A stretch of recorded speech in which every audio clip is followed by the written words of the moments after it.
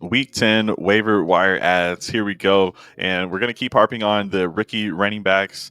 We got to make sure that if there are any guys like an Isaac Orindo available, Ray Davis, Kamani Vidal, Blake Corum, Trey Benson, make sure we got all these rookie running backs picked up because any one injury could put these guys into a situation where we're leaning on them for points here in the next few weeks. And we've got a lot of buys as well. I've been speaking about the buys. We want to make sure that anyone that's really good that's been dropped due to necessity we're picking up. But this week we've got Cleveland, Green Bay, Seattle, Las Vegas on bye, Arizona Cardinals next week, as well as the Panthers, the Giants, and the Tampa Bay Bucks. So look ahead as well. There's only 4 total buys remaining. Is this week 11, 12, and then 14.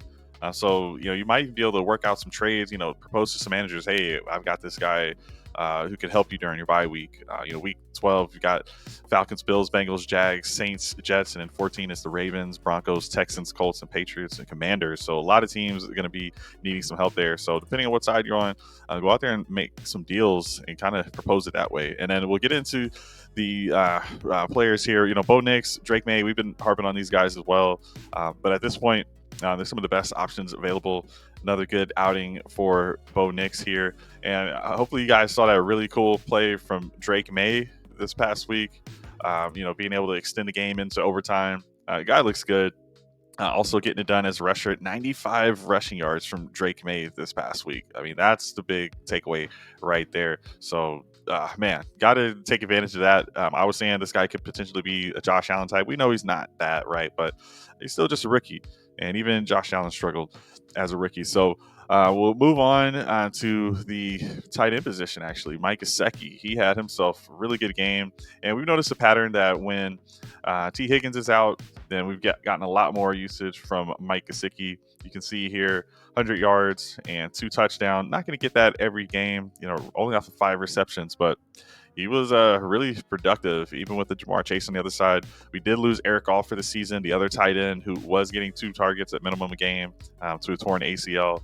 Even though T. Higgins will return, I think that Gesicki is one of their top options. Top 4 option, including a Chase Brown, top 3 receiving option, and top 2 if Higgins is out. So there's really no reason to be fading Mike Gesicki at this point.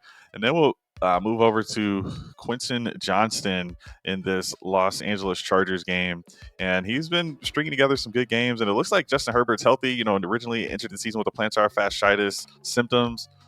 Wasn't full blown. Herbert's been playing through it, getting a little bit healthier, more used to this offense, which we know is run first. But it's just Johnson and Ladd McConkey that you really have to worry about. Yes, we see some good receiving totals from Palmer here, but the targets are pretty modest, and it seems pretty consolidated who they're going to at the wide receiver position. So with Quentin Johnston, I think you just got to get him. Ladd's getting his, but I trust Justin Herbert as the quarterback when it's all said and done. And another receiver, Xavier Leggett, who he's been getting some really good run. The Panthers have today traded another wide receiver in. So they got rid of Deontay Johnson. Now Jonathan Mingo. So even though in this last game, Jatavian Sanders, 87 yards here, and Coker 36. So that leaves Leggett as the third there. We know there's some struggles with the Panthers. The total yards is going to be low, but target-wise, he was the target leader, and I expect that to continue this next week. He did get the touchdown in that game, but he's going to be their big body target in the end zone, someone they're going to go to often. So at this point, if you need some points, Xavier Leggett's a good guy to go after. Ricky Pearsall, he's one of those players that was on bye this previous week, so he's one that you're going to want to go get. But he's the number 2 behind Deebo Samuel right now, so absolutely go out and get him. And then we've got Cam Akers, who recently was traded to the Vikings. He's clearly ahead of any of the other running backs here. You see it's really only Jones and Akers at the running back position that are even getting rush attempts to begin with. So let's see if Aaron Jones can really hold up with 21 touches. But this is a pretty efficient day for Cam Akers, 7.7 yards per carry, and looks like he's the clear running back 2 in that offense. So that'll do it for the waiver wire ads for this week. And keep stashing those running backs. And good luck this week, guys. Like, subscribe,